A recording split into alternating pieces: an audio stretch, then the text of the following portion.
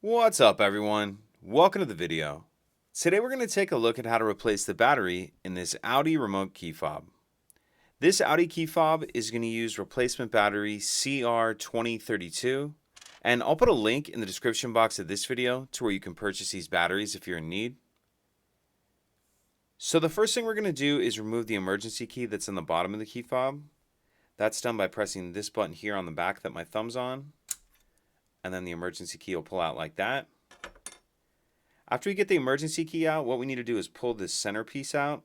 So you can see there's a silver button here that my thumb's on, and then on the other side that my pointer finger's on, you see there's another kind of black button. So I'm going to press those both in at the same time, and then this middle piece will pull out, and this does take a good amount of pressure to get this out. That comes out like that. We see our battery right here. Go ahead and lift the old battery out of there. We'll grab our new one, and we want to make sure that we're installing that with the plus side down on the holder. Okay.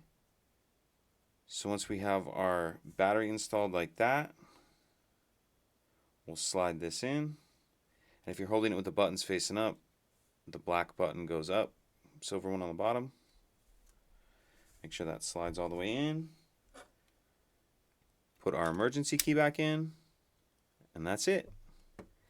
If you could take a second to like and subscribe, it helps us out, and I'd appreciate it. Thank you.